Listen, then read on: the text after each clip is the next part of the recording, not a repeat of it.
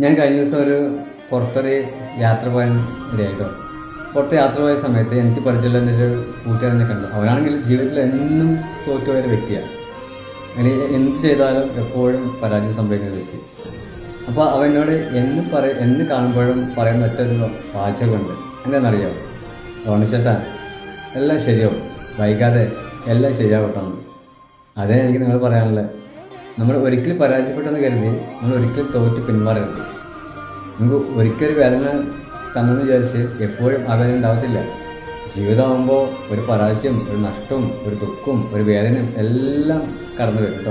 പക്ഷെ എന്ന് വെച്ച് നമുക്ക് ജീവിതകാലം മുഴുവനും അങ്ങനെ തന്നെ ആവണമെന്നില്ല. ഒരു പരാജയം ഉണ്ടെങ്കിൽ അപ്പോഴത്തെ ഒരു വിജയമുണ്ട് കേട്ടോ. ഒരു ദുഃഖം ഉണ്ടെങ്കിൽ അപ്പോഴൊരു സന്തോഷമുണ്ട്. അതാണ് ജീവിതം എന്ന് പറയുന്നത്. അപ്പോൾ അവൻ പറഞ്ഞൊരു വാചകം എന്നെ വല്ലാതെ സ്പർശിച്ചു വന്നാട്ടോ. റോണിച്ചേട്ടാ, വൈകാതെ എല്ലാം ശരിയാവുന്നു. അതെന്നെ എനിക്ക് പറയാനുള്ളത്. ഒക്കെ ശരിയാവും.